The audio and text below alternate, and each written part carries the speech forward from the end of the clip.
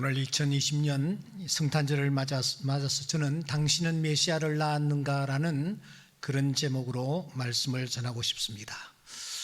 코로나로 말미암아 우리가 함께 모일 수가 없습니다. 강대상에서 텅 빈 회중을 바라보며 설교를 해야 하는 이 목사의 마음이 참 아픕니다. 어제 한 장로님이 저에게 이런 문자를 보내오셨더라고요. 오늘 성탄절 이브는 허전하기도 하지만 오히려 고요하고 거룩한 밤의 의미를 차분하게 새겨보라는 그런 섭리인 듯 같습니다. 예, 그런 것 같아요. 그동안 우리가 너무 부풀어져 있지는 않았는지, 너무 떠들썩하기만 하지는 않았는지 우리가 한번 생각해보는 좋은 기회이다, 그렇게 생각합니다. 여러분, 이 성탄절이 언제부터 지켜졌는지 아십니까? 확실하지는 않습니다. 제가 좀 사료를 살펴보니까 서기 354년 교황 율리우스 1세라는 사람이 12월 25일을 우리가 예수님이 탄생하신 성탄절로 지키자 하고 그가 공인을 했습니다. 그 이후에 프랑스 갈리아라든지 스페인 지역에서 성탄절을 앞두고 우리가 하루만 지키는 것은 너무 섭섭하니까 한 3주 내지 6주 동안 성탄절의 의미를 새기면서 금식하고 우리가 경건하게 살고 이러한 삶을 살다가 성탄절을 맞이하면 좋지 않겠느냐라고 생각하고선 그들이 성탄 전 3한 6주 정도 그들은 성탄절을 기다리면서 이 날을, 이 절기를 지키는 그런 관례가 생겼습니다. 그러다가 5세기 중엽에 이르러서 글레고리 교황이 11월 11일부터 성탄절까지 약 40일 동안 우리가 특별한 날로 우리가 지키는 것이 참 좋겠다, 그렇게 하여 절기를 제정했는데 그 절기가 대림절입니다. 대강절이라고도 하죠. 이 절기를 지켜서 이제 그 절기 때에는 예수를 믿는 하나님의 자녀들이 좀 경건하게 정말 주님의 말씀 따라서 사는 그런 하루하루를 보내자라고 생각하고 이들이 절기를 지켰습니다. 그때까지는 이 크리스마스라는 절기가 교회 안에만 있었습니다. 예수를 믿는 사람들만 국한되어 있었습니다. 그런데 여러분, 18세기경에 영국에서 이 크리스마스를 국가 공휴일로 지정을 합니다. 그러니까 범국가적인 특별한 절기가 되어버렸습니다. 그 이후에 이 청교도들을 통하여 미국에 복음이 전해졌고, 복음이 전해진 미국에서부터 이 우리가 성탄절에는 가난한 자들과 함께 하는 것이 참 좋겠다 해서 이 성탄절에 가난한 자들을 생각하는 절기로 그들이 지키기 시작했으며, 연말까지 겹쳐서 아주 이제 성탄절이라는 이 절기가 아주 커져 버렸습니다. 우리나라에서는 미군정이 시작된 이후에 12월 25일을 공휴일로 정해서 오늘에 이르고 있는 것입니다. 그러면 지금의 그 성탄 문화는 어떠합니까? 제가 생각할 때는 순기능과 역기능이 있다고 생각합니다. 함께 공존하는데 순기능이라고 하면은 어떤 것이 있을까요? 예수를 알지 못하는 사람들도 예수라는 분이 2000년 전에 탄생했다, 그분이 마리아 동정녀의 몸으로 탄생했다 하는 것을 그들이 교회에 들어오지 아니하고 메시지를 듣지 아니해도 그들이 다 알게 되는 이 점은 굉장히 큰 순기능이라고 생각합니다. 그런데 역기능도 역시 만만치 않습니다.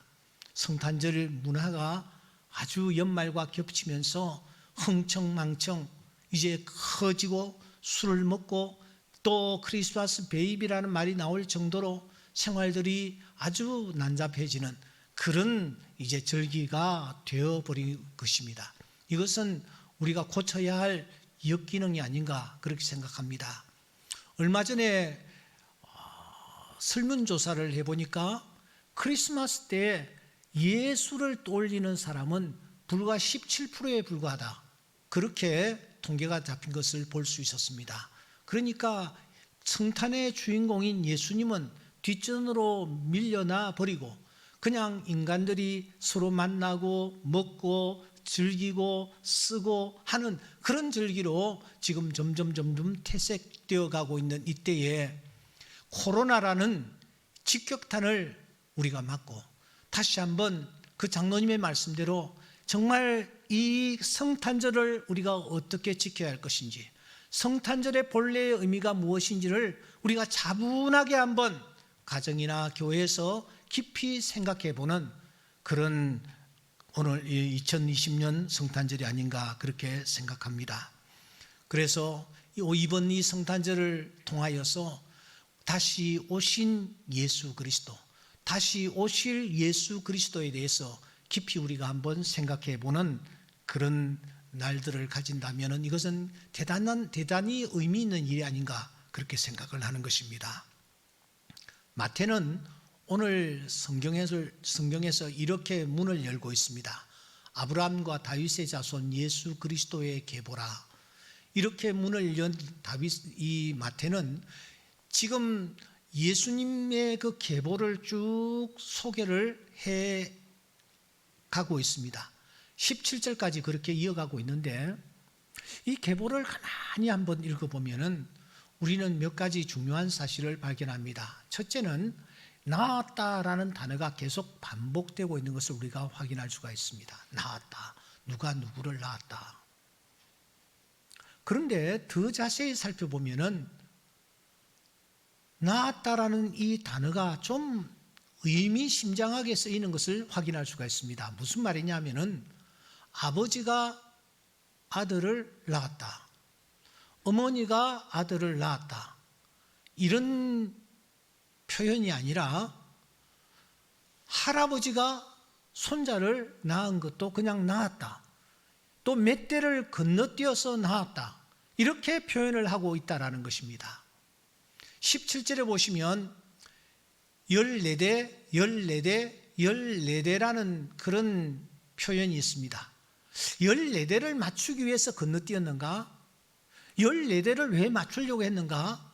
특별한 의미가 없는 것 같은데, 그런데 왜 건너뛰면서, 다시 말하면 아브라함이 이삭을 낳았다라는 표현이 오늘 본문에 있습니다만은 아브라함이 야곱을 낳았다, 그렇게 표현된 부분이 많이 있다라는 것입니다. 왜 이렇게 표현하고 있을까? 이 표현이 의미하는 바는 무엇일까 하는 것을 우리가 한번 생각해 보아야 합니다. 또 하나 우리가 놓치지 말아야 할 것이 있습니다. 그것은 남성 위주의 사회에서 여성들은 숨을 쉬지도 못하고 제대로 명함을 낼 수 없는 그런 상황 속에서 지금 예수님의 그 계보를 기록하는 이 중요한 장에 여성의 이름들이 5명이나 등장하고 있는 것을 우리가 확인하는 것입니다. 이것은 도대체 뭘 의미하는 것일까? 여러분, 어떤 여성들이 등장을 하고 있나요? 다말이라는 여성, 라합이라는 여성, 룻이라는 여성, 그리고 바세바라는 여성, 그리고 마지막 마리아가 등장을 합니다. 그런데 이 여성들이 보십시오. 이스라엘의 3대 족장의 아내라고 할 수 있는 사라라든지 리브가라든지 레아라든지 라헬을 제치고 메시아의 족보에 당당하게 오르고 있는 것, 이것은 결코 예사롭지 않습니다. 또 하나 가만히 보면 출신이 특별한 것을 우리가 확인할 수가 있습니다. 다말은 아람 출신입니다. 라합은 가나안 망해가는 여리고 출신입니다. 룻은 아시는 대로 모압 출신입니다. 성경은 바세바를 우리아의 아내라고 그렇게 소개를 하고 있는데, 이는 그의 남편 우리아가 이방 족속인 햇사람의 후예라는 것을 부각시키는 화법입니다. 그러니까 우리아의 아내 바세바는 헷 족속과 관련을 가지고 있다라는 것입니다. 더군다나 이 여인들의 혼인관계, 결혼관계도 무척 눈길을 끕니다. 보십시오. 다말은 시아버지 유다를 통해서 아들을 낳지 않습니까? 라합은 여리고 성에서 이 남자 저 남자와 관계를 하는 그런 장녀였습니다. 룻은 누구입니까? 룻은 남편을 일찍 잃어버린 과부였습니다. 바세바는 또 어떤 여성입니까? 우리아의 아내 바세바입니다. 그는 간음죄를 범했습니다. 마지막에 등장하는 이 마리아는 처녀로서 아이를 낳습니다. 이 여성들이 한결같이 독특한 모습들을 가지고 있습니다. 그러니까 지금 여기에 등장하고 있는 이 5 여성들은 우리가 우리 주변에서 흔히 볼 수 있는 그런 케이스들이 아닙니다. 그런데 이들이 말입니다. 손가락질 받을 수 있는 이들이 말입니다. 이들이 예수님의 족보에 당당하게 이름을 올리고 있는 것입니다. 그것이 의미하는 바가 도대체 무엇일까? 하나님의 역사는 예측을 뛰어넘는다라는 것을 우리에게 보여주는 것일까요? 메시아는 유대인뿐만 아니라 이방인의 메시아도 된다라는 것을 우리에게 보여주시는 것일까요? 메시아가 죄인의 구주로 오셨다라는 것을 우리에게 보여주시기 위함일까요? 부분적으로 맞습니다. 하지만 제가 생각할 때에 이 5 여인이야말로 예수님을 낳은 여인이라는 것을 강조하고 있다고 저는 생각합니다. 마리아만 예수님을 낳은 것이 아니라는 것입니다. 마리아만 예수님의 어머니가 된 것이 아니라는 것입니다. 오늘 여기에 등장하는 이 여성들도 그들의 마음에, 그들의 자궁에 메시아를 잉태했고 결국 메시아를 낳았다라는 것을 우리에게 강조하고 있다라는 것입니다. 여러분, 이들이 메시아를 낳았다. 어떻게 우리가 그렇게 표현할 수가 있습니까? 조금 전에 말씀드렸다시피 아브라함이 그 아들을 낳았다. 이렇게만 표현되어 있는 것이 아니라 몇 대를 건너뛰어서 낳았다라는 표현을 쓰고 있단 말입니다. 그러니까 다말이 예수를 낳았다. 얼마든지 표현할 수 있는 상황입니다. 바세바가 예수를 낳았다. 얼마든지 표현할 수 있는 상황입니다. 룻이 예수를 낳았다. 할 수 있는 것이란 것입니다. 지금 마태가 뭔가 우리에게 대단히 중요한 메시지를 우리에게 던지고 있는 것이 틀림이 없습니다. 이 여성들은 한결같이 예수님을 낳은 자들입니다. 예수님을 낳았다라는 것은 제일 먼저 예수님을 마음에 품었다라는 뜻이 아닙니까? 예수님을 마음에 품었다라는 것은 예수님을 대망했다라는 뜻입니다. 그러니까 여기에 등장하고 있는 이 여인들은 한결같이 오실 메시아를 마음에 품었고 오실 메시아를 마음에 대망했습니다.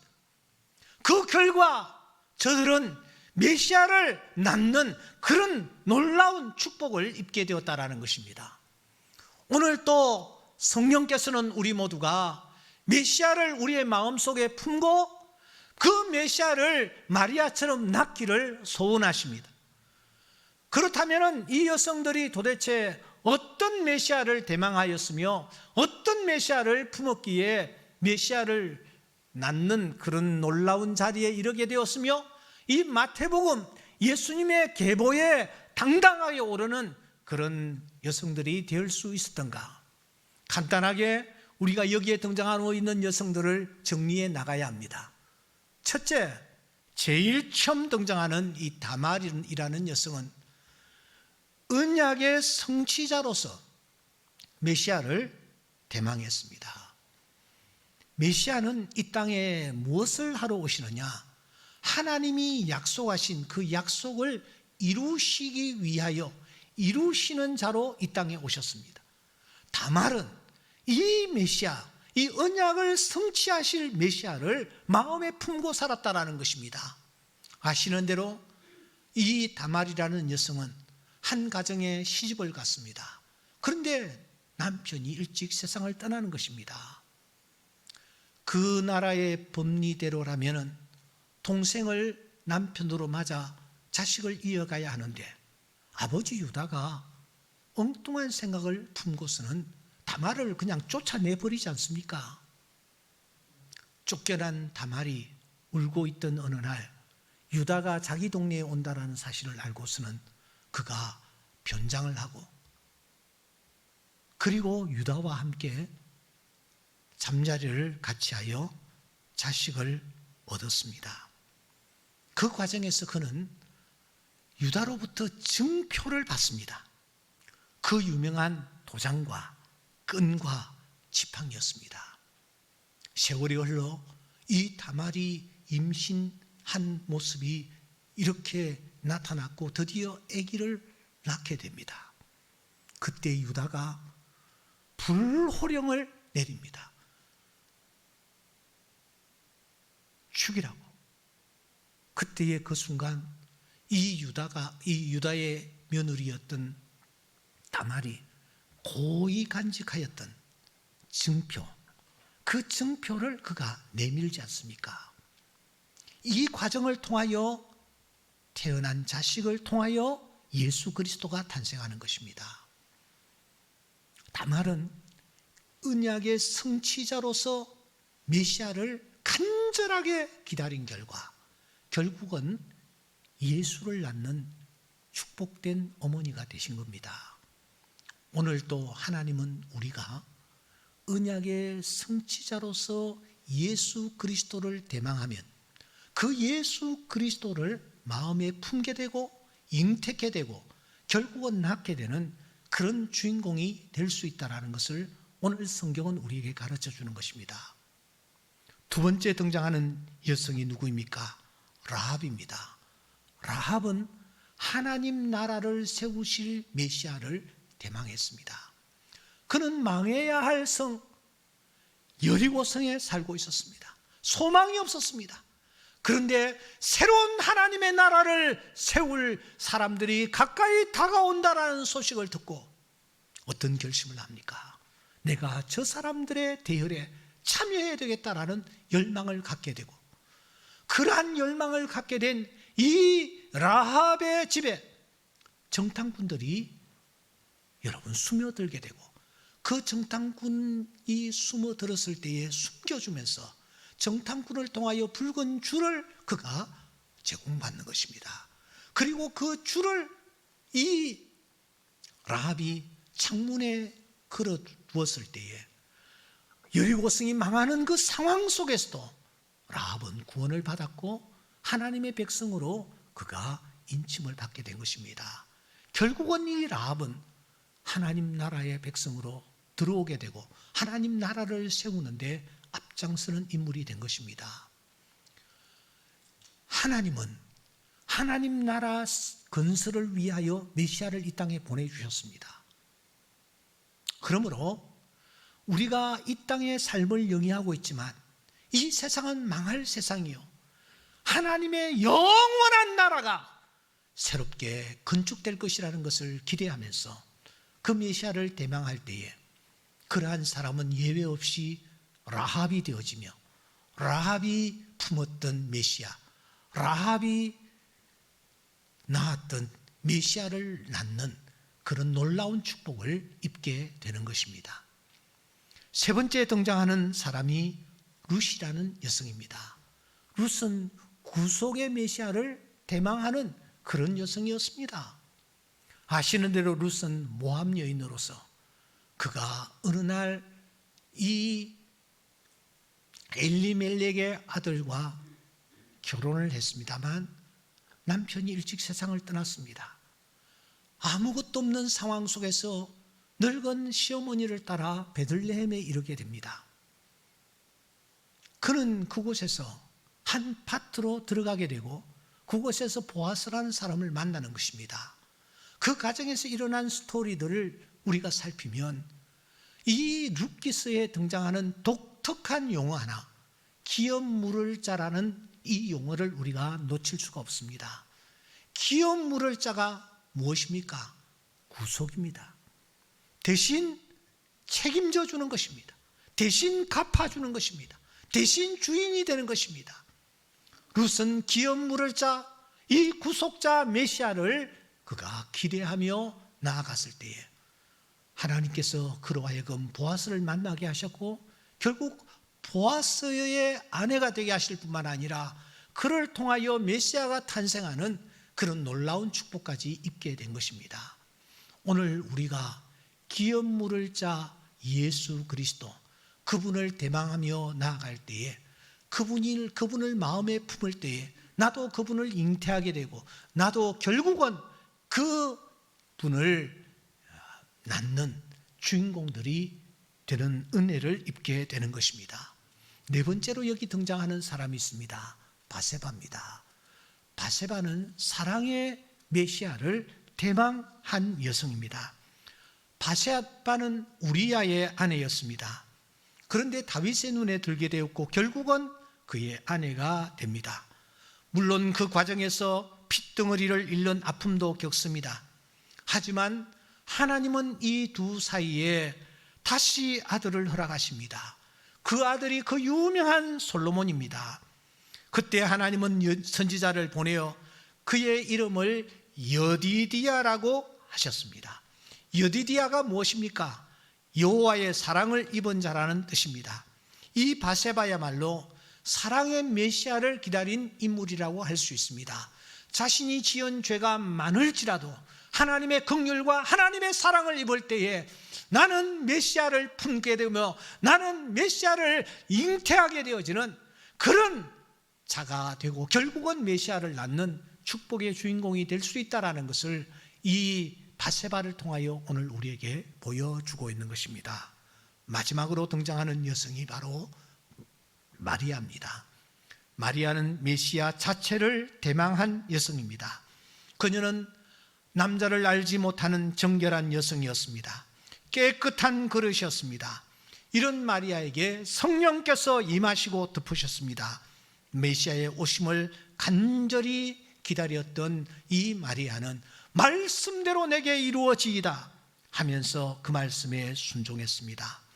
우리 또한 하나님 쓰시기에 합당한 그릇으로 준비되어지며 말씀에 순종하여 나아갈 때에 주님이 내 안에, 내가 주님 안에 거하는 신비를 맛보게 될 것입니다. 사랑하는 성도 여러분, 오늘 우리가 아기 예수의 탄생을 축하하기 위해서 이 자리에 모였습니다.